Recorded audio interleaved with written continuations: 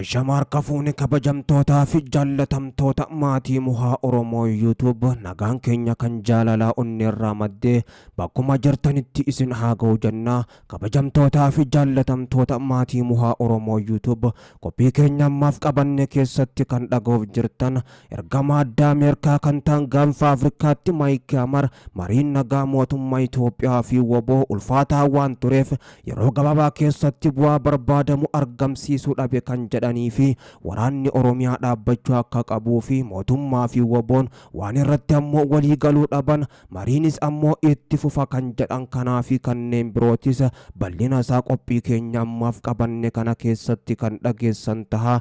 Jeneraal Jilmaa Mardaasaa qilleensarraan Fiild Maarshaal Jeneraal Birhaanuu Juulaa Galalchaa lafoodhaan Oromiyaatti lola guddaa ajaja duree Itoophiyaa muummee Abiyyi Ahmadiin bananiin lubbuu namoota nagaa daa'immanii hanga manguddootaatti galaafachaa kan jiranii fi yaalii ajjechaa marii Taanzaaniyaa booda dirooniidhaan ajajoota waboo irratti godhamee ture. Akkasuma ammoo waraanni bilisummaa Oromoo waboon haleellaa irratti baname qolachuudhaan gara tarkaanfii fudhachuutti ce'u kan hime waraanni waboo fi mootummaa gidduutti gaggeeffamaa jiru caalatti uummata irratti miidhaa geessisaa jiraachuu keessa beektoonni kan himan kanaa fi kanneen biroo jajjaboo ta'an qophii keenya ammaaf qabanne kana keessatti kan dhageessan taha. Daawwattootaa fi hordoftoota keenya namoonni YouTube chaanaalii keenya muhaa Oromoo YouTubeif haarawaa taatan muhaa Oromoo YouTube subscribe gochuudhaan maatii nuuf taasisaniin jecha qophii keenya ammaaf qabanne isinitti himuudhaan hamma dhuma sagantaatti isin waliin kan turu ana muhaa Oromooti. Hamma dhuma sagantaatti nu waliin turaan afeerraa keenya gamanumaan viidiyoo keenya like share gochuu hin dagatinaadha.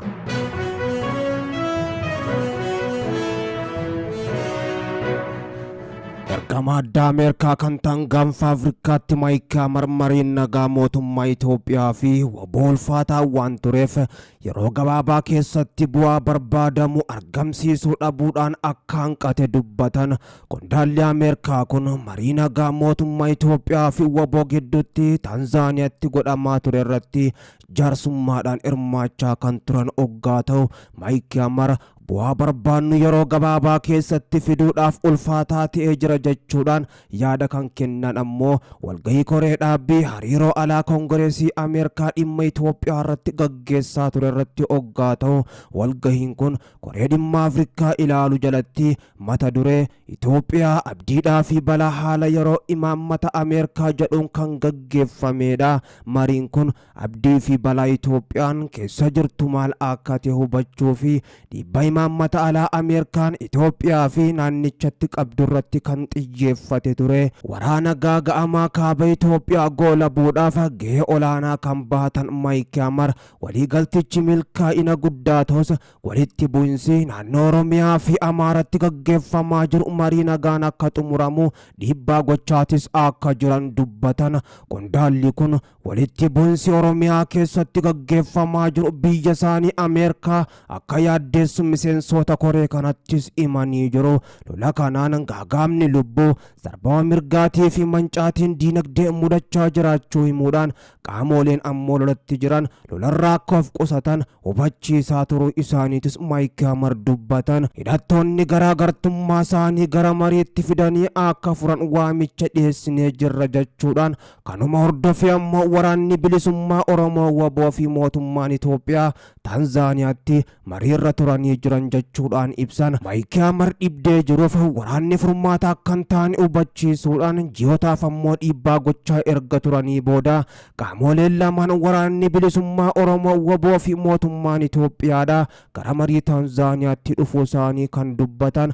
Ammoo furmaatni hanga argamutti yeroo fudhachuu dandas jedhan. Mariin Taanzaaniyaatti torbaanotaaf mootummaa Itoophiyaatii fi waraana bilisummaa Oromoo waboo gidduutti gaggeeffamaa ture milkii malee xumuramuu hordofee ammoo qaamoleen lamaan ibsa sadaasa gaafa 20 takkaa baasaniin himanii kan jiran. Sababbii milkii dhabeefis ammoo waboodhaa fi mootummaan quba walitti qabuudhaan wal komatanii jiru. Ergamaan addaa Ameerikaa Maayik Haamar dhugaa bahumsaa koree koree dhaabbii hariiroo alaaf kennan keessatti ammoo furmaata barbaannu yeroo gabaabaa keessattis fiduunni ulfaata jedhan marichi waboo fi mootummaatis ulfaataa ture jechuudhaan ammoo kan dubbatan Daar es Salaam torbaan lamaa fi walakkaa turre jechuudhaan Maayik Yaamar marii waboo fi mootummaa gidduutti gaggeeffamaa ture akkaan jabaa fi ulfaataa kan tes ragaa bahan jijjiiramoonni gaggaariin jiru kan jaan furmaanni karaa nagaa hanga argamutti ammoo murannoo qabna jechuudhaan hamma waraanni bilisummaa Oromoo fi mootummaan ammoo mariidhaan wal dhabdee isaanii fixatanittis ni hojjanna jedhanii jiru. Mootummaa fi waboo gidduu bu'uura kennanii waa walirraa fudhachuu irratti ammoo murannoo fi fedhiin jiraachuun barbaachisaa akka ta'e dubbatanii jiru. Itti dabaluudhaan rakkoo nageenyaa naannoo Oromiyaa fi Amaara keessatti mudate furuudhaaf tarkaanfii waraanaa fudhachuun furmaata akka hin taanee fi mootummaan karaa marii nagaa furus akka qabu ejjennoo Ameerikaa ta'uu mootummaa Itoophiyaatiif beeksisuu himan. Lola naannoo Amaaraa keessatti gaggeeffamaa jiru wal qabates carraayyoo jiraate mari'achiisuudhaaf mariin nagaa akka godhamu deeggarsa gochuudhaafis qophii ta'uu kan dubbatan Maayik Yaamar rakkoon naannoo Amaaraa kunis karaa lolaa hidhannootiin furmaataas akkan arganne jala muranii kan dubbatan. Itti dabaluudhaanis labsii yeroo muddamaa naannicha keessatti labsame akka ka'u miidiyaaleen naannicha galuu akka danda'aniif tajaajilli intarneetii adda cite akka deebi'u mootummaa Itoophiyaa gaafachuu isaaniitis dubbatanii jiru. Naannoo Oromiyaa fi Amaaraa keessatti ajjechaan adeemsa seera malee raawwatamu dararaadhaafiidhaan ammoo akka ayyaachisaadha kan jedhan Maayik Yaamar kana mootummaadhaaf ammoo ifa goonee jirra. Haasaa keenya hunda keessatti kabajamuun mirga namummaa xiyyeeffannoo ijoo hariiroo alaa bulchiinsa Baayiden ta'us hubachiifnee jirra kan jedhan haala qabiinsa mirga Itoophiyaa keessa jiruun ammoo gammadoos akka hin taanee fi akka fooyya'u mootummaa Itoophiyaa waliin dubbii godhanis akka itti fufan ergamaan addaa Ameerikaa Maayik Yaamar dubbataniiru.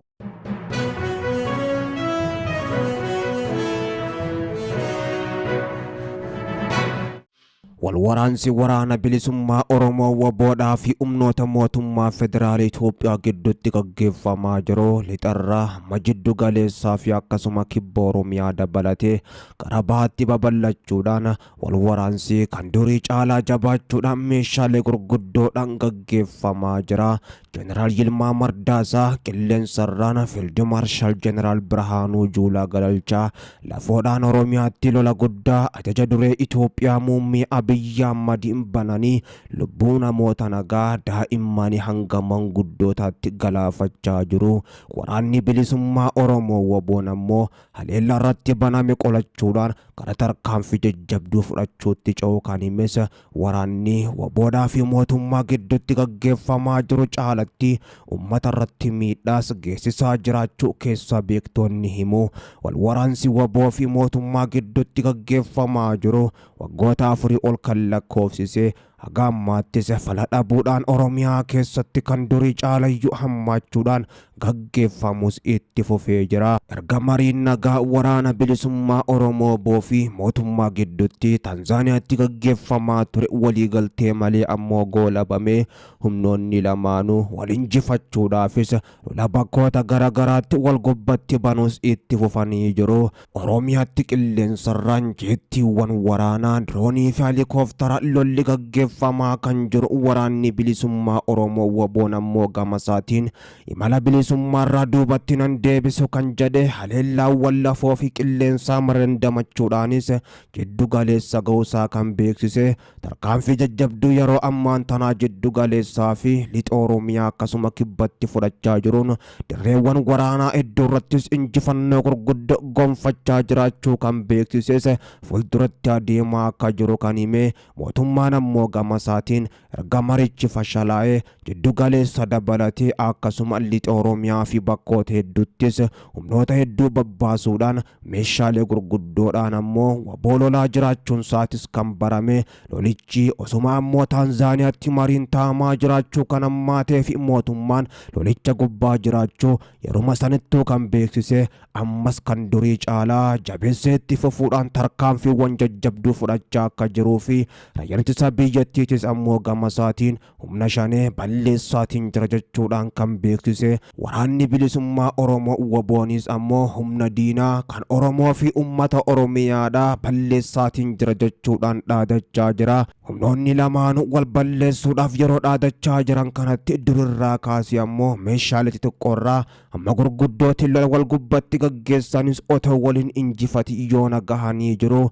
Waraanni bilisummaa Oromoo WBOn ammoo balballi kiyya yeroo hundayyuu mariif bana jechuudhaan torbee darbee keessa ibsa baase kan beeksise. Erga mariin Tanzaaniyaa fashalaa'ee booddees ammoo lolichas jabeessee itti fufee jiraachuu himee jira. Muummichi ministeera Itoophiyaa Abiyyi Ahmad erga mariin fashalaa'ee as ammoo ajajoota WBO ol'aanoo galaafachuudhaaf sochiiwwan garagara gochaa jiraachuus iccitiin jajjabduun bahaa kan jirtu. Haleellaawwan dirooniitiin ammoo qondaalota ol'aanoo WBO irratti xiyyeeffachuudhaan lolichas xumura itti goona jechuun muummichi ministeera Abiyyi Ahmad ifaajaa jiraachuun saatis ammoo kan saaxilame. Qondaalota ol'aanoo waraanichaa ammoo yoo barbadeessin waraanichi ni faca'a ni bittinna. Gaafa san ammoo fadhuma isaaniitiin hiikkatan mootummatti harka laatan. Kanaafuu falli jiru humnicha dura dhaabbachuu waan hin danda'amneef guutumatti ammoo rukutanii barbadeessuun waan hin danda'amneef ajajoota ol'aanoo waraanicha balleessinee isaan balleessuunis ammoo salphaadha jechuudhaan Oromiyaa bakkeewwan garagaraatti torbee kana keessa qondaalota ol'aanoo waraana bilisummaa Oromoodha dirooniidhaan muummee Abiyyi Ahmad ajjeesuudhaaf yaaliiwwan garagaraa gochaa turuudhaaf dirooniin ammoo Abiyyi Ahmad turkirraa galchan torbee tokko oliif ammoo qilleensa Oromiyaa jiddu galeessaa fi akkasuma lixa Oromiyaa irra turuun kan dhaga'ame. Yeroo ajajoonni waraana bilisummaa Oromoo mariirra turan gara biyyaatti galanitti ammoo eeggatanii isaan balleessuudhaaf Abiyyi durumayyuu itti qophaa'ee karoorsee hojiitti galee akka tures kan saaxilame. Ta'us ammoo san fashalaa'uudhaan torbee tokko booda dirooniin Jaalmarroodhaa fi akkasuma itti aanaa isaanii Gammachuu Abbooyyee gama biraatiin ammoo Jaal Sanyiifaa barbaadaa turtes isaan dhabuudhaan gara Finfinneetti deebitee jiraachuunis himamee jira. Wal waraansi waraana bilisummaa Oromoo WBO fi mootummaa ammoo kan durii caalaa jabaachuudhaan hammaateetis itti fufee jira.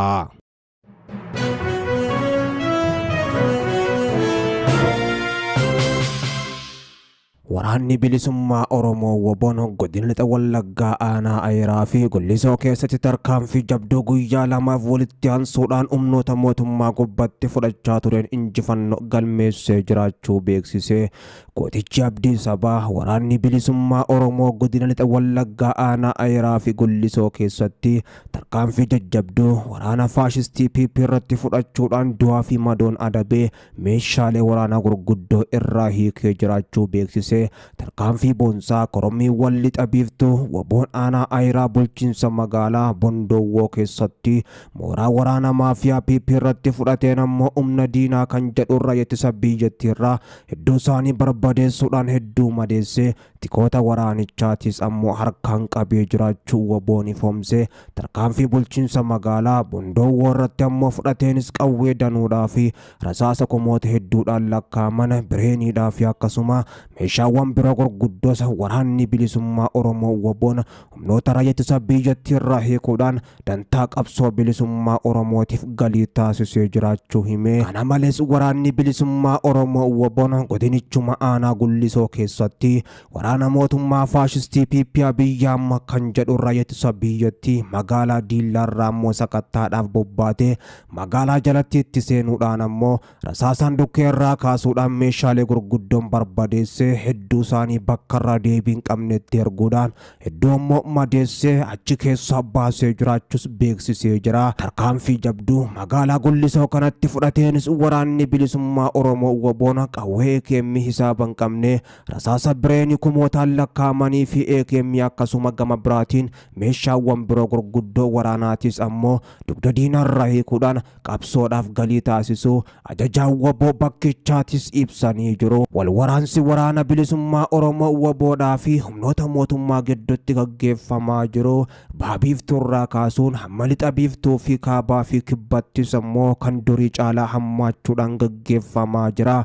Inumaatu ammoo kan jiddu galeessaa kan durii caalaa hammaachuudhaan WBOn mootummaa kokkee qabaa jiraachuu fi dirreewwan waraanaa hundarratti injifannoo gurguddoo gonfachuun humnoota mootummaa Abiyyi Ahmad Oromiyaa lafa awwaalcha isaanii gochaa jiraachuu kan beeksise tarkaanfii jajjabduu yeroo ammaan tanaa fudhachaa jiruun goleewwan Oromiyaa mara keessatti injifannoo boonsaa argadhe kan jedhes waraana bilisummaa Oromoo WBOdha.